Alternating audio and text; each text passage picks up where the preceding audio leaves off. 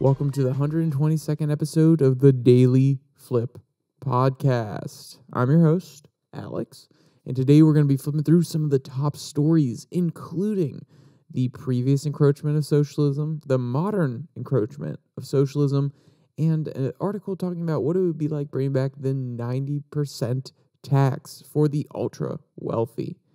And of course, we will end today with our daily delight, a story meant to leave you feeling positive and ready to take on the day. Now, it's enough rambling for me. Let's jump into our daily debate. So, obviously, we live in a society that loves capitalism, but is a new economic system inevitable? Is capitalism meant to die? It seems likely that there's a great new system that is on the horizon. It always is talked about. It's very hopeful. It sometimes seems utopic when we have these conversations, or utopian.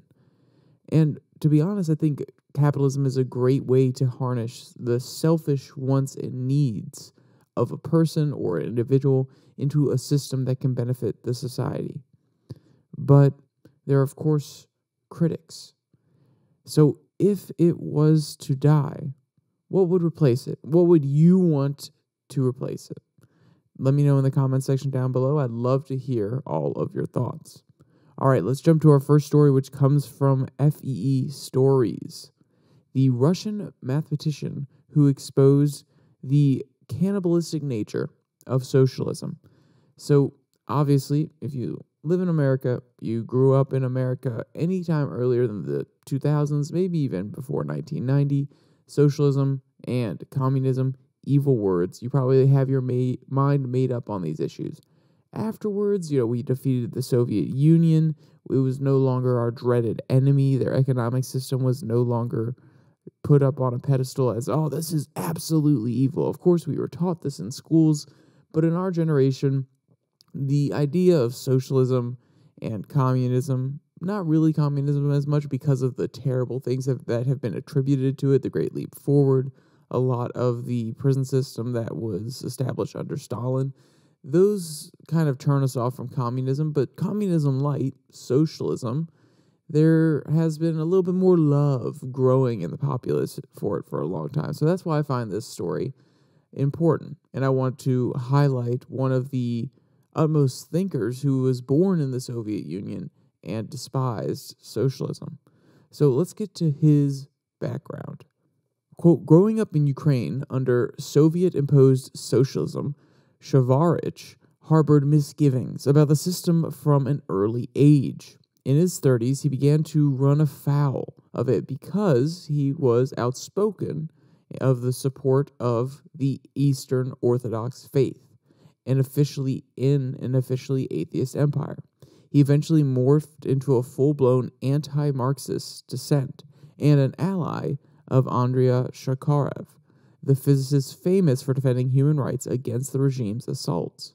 Despite his world-class credentials in mathematics, Shafarevich was fired from Moscow University because of his collaboration with Sakharov. Shafarevich ranks high in the pantheon of 20th century mathematicians. His name is attached to numerous pioneering theorems and formulas, that I can't begin to understand, but which are celebrated as genius among the numerical cognizant. In 1981, he was even inducted into the British prestigious Royal Society of London as one of the biggest foreign scientists ever to grace its membership, end quote. So what I'm trying to highlight here, this is a very smart man. And I'm not trying to say, oh, just because he's smart in mathematics means he understands social sciences or how a society should operate fully. What I am trying to highlight is the fact that he is a person who has gone through the fouls, this system that was imposed upon the Russian people, the Ukrainian people, the people of the Soviet Union, and he was outspoken against it for most of his life. And this is extremely important because as an outsider, if you're an American, you can look at socialism and say, oh yeah, that's a darn system. That is not how we should operate our country. And it's coming from a capitalistic point of view. And of course, while this may be true, we shouldn't embrace socialism. We are just critics from the outside. Of course, we don't like a system that's not like ours. We don't fully understand it. He was born, raised, he learned in this society, and he could see the problems from within it. So I think that speaks even more to why it's a bad system. Now, of course, people could argue that capitalism is not a good system either. There are people that grow up in a capitalistic system and have a very negative view of it as well. And of course, that is a valid critique. But remember here, capitalism hasn't imprisoned millions upon millions of political dissidents just for disagreeing. It hasn't enabled the state control of a large majority of citizens' lives. So, there would be a difference there, even though there are valid criticisms of the economic system that undergird our America, or at least modern America. So let's talk about his famous book, where he really breaks down the problem with socialism. Quote, titled Socialist Phenomenon. It is Shafarovich's most significant and memorable foray outside of mathematics, and should rank as a classic in the voluminous, defiant critics of socialism. My copy, purchased in 1981, is full of marks and notations where I found insight that I did not want to forget. The first 200 pages of the book surveys socialist ideas and experiments in history, from Pluto in Greece to Egypt, China, Mesopotamia, to the Inca civilization in South America. You can read a good rendition of the book's chapters on the Inca here. The Inca nation was short-lived. It couldn't defend itself against a few hundred Spanish, but it may well be the most thoroughly regimented and centrally planned society the world has ever known. In the final third of the book, or about 100 pages, Shafarovich offers his analysis of socialism. He argues persuasively that at least three components of the socialistic ideal, the abolition of private property, the abolition of the family, and socialist equality, may be deducted from a single principle, the suppression of individuality, end quote. And of course, this is very, very interesting, because I was actually chatting with ChatGPT. And of course, I'm not taking ChatGPT as the end-all be-all of knowledge, but I was having a back and forth talking to him about Marx, and then comparing some of Marx's ideas to John Locke's ideas and their idea about private property and how the individual plays into everything. And Locke would frame a lot of his ideas around, yes, you sacrifice something to be a part of a society, but it is in order to better yourself and, of course, make the society more profitable. You give up a certain right to drive drunk, per se, and in doing so, you're making society safer, but you're also making yourself safer in doing so. And the socialist system that was born out of the Marxist ideas is you are giving up your individuality for the collective. And there's an interesting dichotomy, because Marx says that you should have control over your labor, but in a workplace, if you're outvoted as to how your labor should be used, you have to just go with the collective. So, of course, your labor should be favored. You should have control over it. But at the end of the day, your individuality can be and should be squashed in order to go with what the rest of the group of workers or the rest of the society wants. So Locke is saying you give up a little bit of your self-determination, a little bit of your liberties in order to protect and sustain your other liberties and make the society flourish. Whereas Marx seems to be saying you give up your liberties in order to make the society flourish, even if it's not exactly what you want. And your liberties will come at the expense, or rather will be the building blocks of the society. If you give up your liberties, that's okay, that's good, that's exactly what you should do, because you are more worried about the collective rather than individual liberties.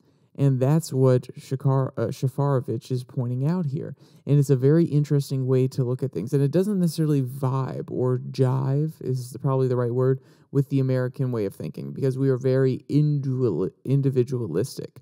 Maybe if we were all born into a collective society, that would 100% make sense. But it doesn't seem to go that way. And, when I was speaking earlier about some people growing up in systems and not accepting them, it could be that Shafarevich was just a really, independent, libertarian kind of guy. Hey, just get out of my business. And that's why he was so willing to push back against the system. It also could have been his faith, his Eastern Orthodoxy that he held. And he said, hey, no, I am an Eastern Orthodox member of the church, and I don't like that the state's suppressing my suppressing my religion, trying to promote atheism. So I'm going to push back and point out some of the issues here, one of which is individuality. So that's why I think that we as Americans have such a hard time with it, and I think it's a valid criticism of socialism. You have to put other people ahead of yourself. And you may be thinking, well, yeah, we want that. Of course we want that. But do we want the government to force it upon you? Or do you want a system that allows you to do with your money how you please, do with your labor, your efforts as you please in order to help other people rather than it be mandated by the government? You have mandated charity and then you have willing charity. Which one do you want? If you're an American, you'll probably say willing charity. You may even say just no charity. You may not want to give your money to charity at all. And, that is, especially in America and Western countries, that is your right. You don't have to. But in my worldview, if we're going to have a system of giving back to other people in the society, I would prefer to willingly choose where my efforts, time, and money goes, rather than the government stepping in and saying, no, you're going to give $100 to the food pantry that has had systematic corruption and has funneled off some of the money, rather than allowing me to give it to the church food pantry that I know isn't funneling off that money. So how is this affecting culture? Or how is it affecting modern culture? At least in America, or can we see little threads of it? And Shafarevich points some things out that I think are important. Quote, individuals participate in life as thinking, acting individuals, not as indistinguishable portions of a collectivist blob. Cultural creativity, particularly artistic creativity, is an example, the author points out. Renaissance Italians didn't paint the Last Supper. Leonardo da Vinci did. In periods when socialism movements are on the increase, the call for the destruction of culture is heard ever more distinctly. Shafarevich explains, socialism is fundamentally anti-culture because it seeks to supplant individual initiative with one-size-fit-all top-down dictates. It centralizes, mandates, blueprints to the ultimate death sentence. Because, quote, not only people, but even animals cannot exist if reduced to the level of the cogs of a mechanism, end quote.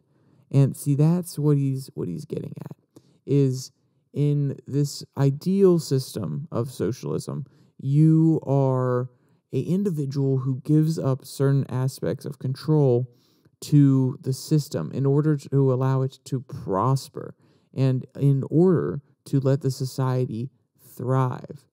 But in giving up that individuality and allowing the Central Planning Bureau, the government, to plan the economy, you are actually not just giving up your individuality, you are debasing yourself. You are making yourself just a means to an end, as you may have heard Kant say. You are just a tool to be wielded by the government in order to make society the best that it can be. And that doesn't necessarily have to be a bad thing. If you have a government, and let's be clear, I'm not trying to say socialism is good, but if you want to be really naive about it, let's put it that way, and you want to find a way to support it, that could be okay. It could be okay to be a cog in a machine if that machine is run in an ethical, kind way where you understand, those people at the top understand that, hey, the tools we're using here are human beings. They're not just a small cog for me to fully exploit, but they are a human who is helping me and our society reach a certain ends. And then establishing, okay, because you exist, you are worth something. You innately have value as a human being, and you are a part of the system. You are a tool of the system, but we're going to treat you with dignity. But if you have bad people in government who just want to get to their ends and they don't care how, and they see you just as a tool to be wielded, then that's where things can go wrong. And I'm sorry to say, the first option, where you are seen as an individual and a tool to be used, is really hard. It's some mental gymnastics to find a way to fully make that realized in government. And also, just to be a little cynical, people like power, governments like power, and they're not always going to do the right thing for their citizens. They're going to try to get to their own ends and do it however they need to, even if that's exploiting other people. Maybe that's a little cynical on my point of view, but I do believe that all people are fallen. And, not necessarily in the religious sense, even though that is where my view is based. I do believe that people are good, but we're always striving to be better because we are flawed in some way, shape, or form. And that, to me, is a reality. So giving over all the control to a government authority who may have some good people in it sometimes, but some other times may have bad people, I really don't want to take that risk in a socialist system. But, that's just me. Maybe you have a different opinion. Throw it down in the comment section. I'd love to hear it. So bouncing off of this, we talked about a little bit of the history, and I was trying to compare some of the ideas that were talked about in that final quote with modern, not just America, but the modern idea of socialism and how it could apply, the destruction of culture, something I didn't necessarily touch on, but I feel like that is prevalent here in America. But let's talk about why that is the case. This next article comes from the Daily Caller. The source of Marxist takeover of American institutions is so obvious it hurts, end quote. So you can see where the Daily Caller is coming from here. And if you had to guess, if you've made it this far in, you're probably a listener for a long time. If you had to guess what the institutions that they're going to start with are, what do you think they're going to be? If you had to list 3 of the American institutions, what would they be? Throw them down in the comments section. And if you get it right here in the next few seconds, impressive. And if not, then, hey, it's okay. It's not the end of the world. So let's start here. Quote, "It is impossible to deny how far left all of America's institutions have shifted in the past few years. Corporate boardrooms, the media, sports teams, even the military all chant the same dogma and insist that you comply. How did that happen? As Ernest Hemingway wrote on How One Goes Bankrupt, gradually, then suddenly. Indeed, our leading institutions face a moral bankruptcy unprecedented in American history. This could not have happened without the left's successful long march through the institutions. This term, made famous by radical academics in the 1960s, refers to the strategy used by the new left students of that era." End quote. So he set the ground stage. He's saying all these institutions, they're corrupted. And, corrupted may be a strong word. They are being influenced by people with a certain worldview. And to be honest, I don't necessarily have a outright criticism with that. Just like any institution, any organization is constantly having a battle of worldviews within it. I just think that one worldview has won out a little bit more in most of these institutions. Sports teams, maybe not as much, and the military, maybe superficially. I don't actually know a lot of people in the military or who are actively serving in the military, so I can't necessarily test this theory. I see lots of articles about it, but, come on. The Republicans or the conservative news media, they're going to point out things that they don't necessarily like, and they may make it sound like a bigger deal than it actually is. It could just be a program in place, but then a few military members are implementing it, and the rest are like, hey, I don't care. We're not going to let it corrupt. But I do know for a fact that it's happening at boardrooms, and I do know for a fact that it's happening in media. And, of course, it happened in college. I saw it personally in college. Now, am I saying there's a big corruption scheme? They're taking it over. You could see the cabal meeting in the back room? No, but you could see the little touches and influences here and there of a more pervasive left ideology. So if we're talking about universities, or at least I brought the universities up, and that's because it's a beautiful segue into this next talking point, which is one of the greatest, longest-standing American universities, and one with a great amount of prestige and name recognition. It's Harvard. And there's a new Harvard study about Harvard internally. Quote, a new Harvard study on faculty political leanings reveals that the left's long march was more successful than they would have ever dreamed. A whopping 75% of Harvard faculty identify as liberal or very liberal, while only 2.5% identify as conservative. A minuscule 0.4% identifies as very conservative. As law professor Jonathan Turley points out, these figures massively overrepresent liberals compared to the society overall. Roughly equal proportions of Americans identify as conservative or moderate, while only 26% identify as liberal. More Harvard faculty identify as very liberal, 32%, than Americans overall identify as just liberal. So, hold on, let's do that. So 36% identify as very liberal at Harvard versus the population of 26% that just says they're liberal in America writ large. Okay, that's interesting. I just wanted to highlight that again. Let's get back to this last part of the quote. Quote, the figure is representative across large swaths of American academia. In 1969, 1 in 4 college professors was at least moderately conservative. Now, liberals outweigh conservatives on campus by roughly 12-1, end quote. So that's why I pointed out that the universities are the case. I gave a little personal analogy, and now we're starting to see some data to back up what I was saying. And, it's scary to think about the fact that there aren't too many conservative voices on campuses. And if you're a person from the left, you'll be saying, what do you mean, Alex? It's a free institution. They can put whoever they want in there. And if they want to have more liberals than conservatives, go right ahead. The conservatives are saying, of course, Alex, I know you're talking right past me. I'm not going to listen. What we want to highlight here and why this is important is because no matter what side you're on, you can't just eradicate the other side from the conversation. Even if you don't like their talking points at all, you have to have a balance. And this is not just going for in your work life, in your friend life. This is not just going for life in general. I'm saying this specifically about academia because academia is the place where we breed ideas. It's where we breed new thinkers.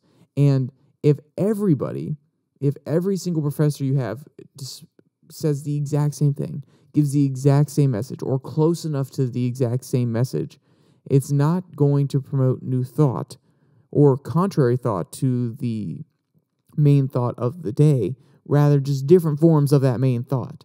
And that is not how we move forward.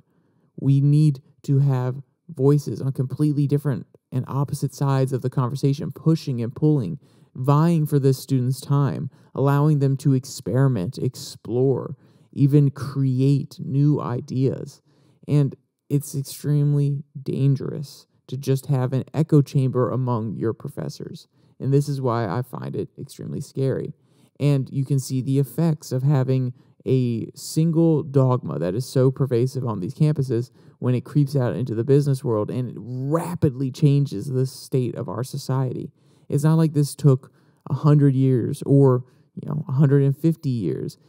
It took 45 years, more or less, to start seeing the ideas in these colleges espoused in the economy writ large. It's scary how effective and fast, and it only escalates and gets further down the road because then these parents teach those lessons to their kids. These kids come into college already thinking it, already believing it, and actually pushing the professors to go a little bit further and go further down the rabbit hole. And that doesn't necessarily lead to a more robust, less dogmatic way of thinking. As you probably know, I'm going to point out, it leads to the exact opposite.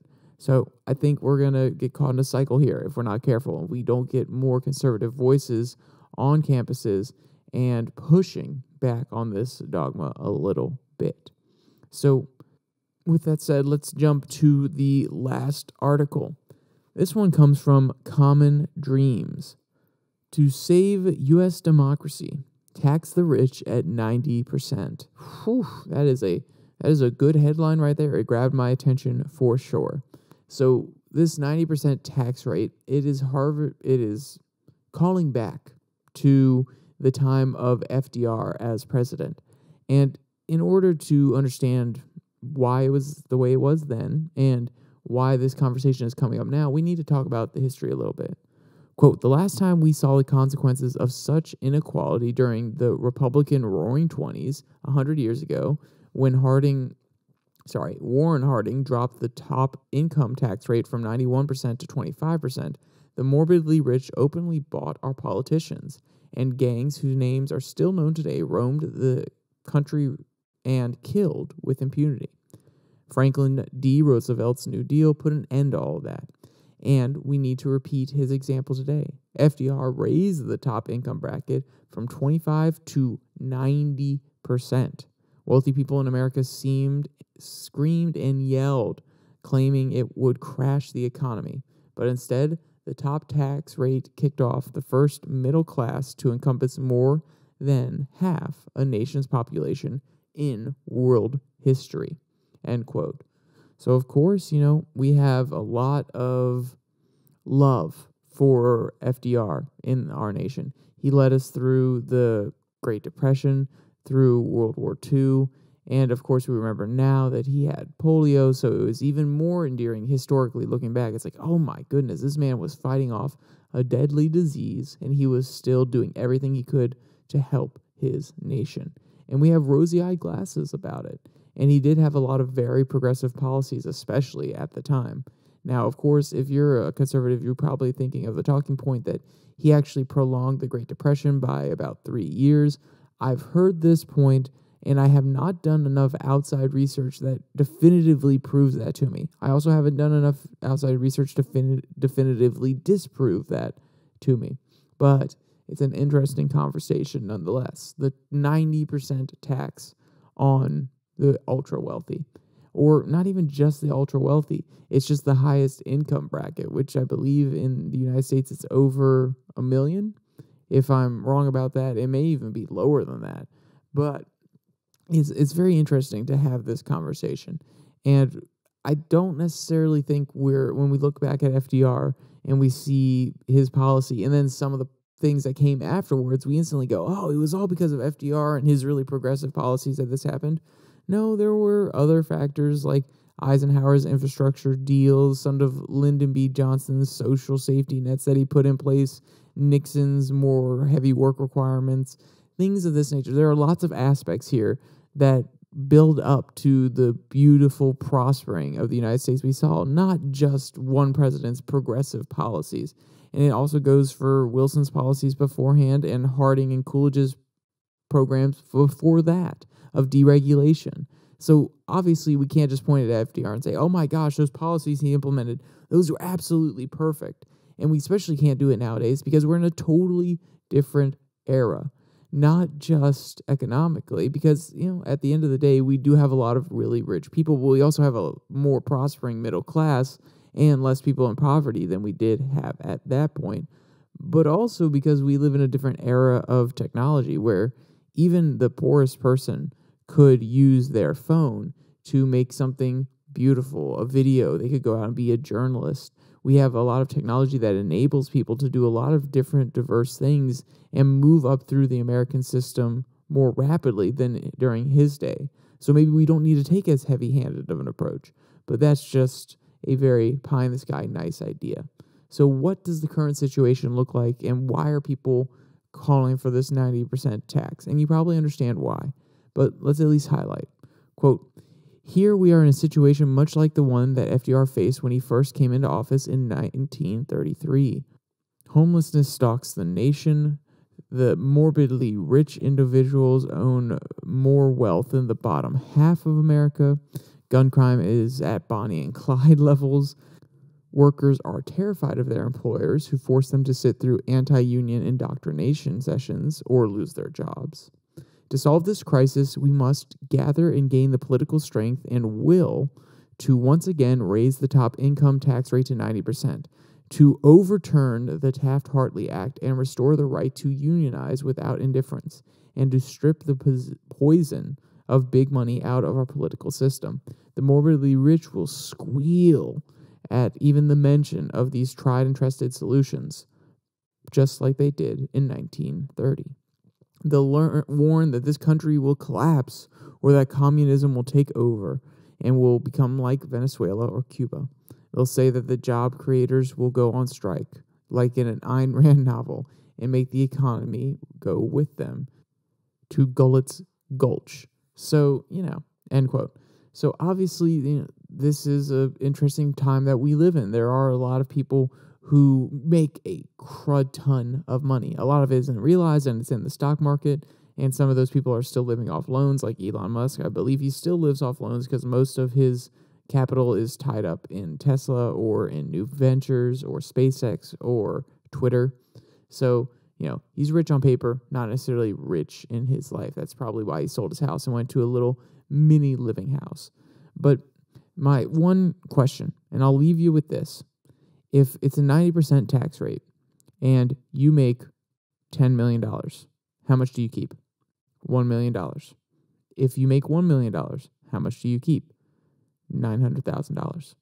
So why would anybody want to make more money? Why would anybody want to make that extra $10 million if they know, or extra $9 million if it's going to be stripped of them? It is a law of diminishing returns. The more money you make, the more is stripped from you. How does that encourage anybody to create companies that make more money for them and for their shareholders in order to push the bounds, in order to innovate? You know why we innovate? You know why companies push the bounds and create new technologies? Because they see money in it. They see personal gain. They see societal gain. They see financial gain. And I'm not saying that just because we have a really high tax rate, the people that really want to innovate, who see beauty in it and love technology, aren't going to innovate. But you're not going to necessarily have the venture capitalists willing to sit back and sponsor them and put the money into a technology that's not quite there yet, or market it to other companies and shareholders because the engineer just loves the machine so much but doesn't understand the financial side.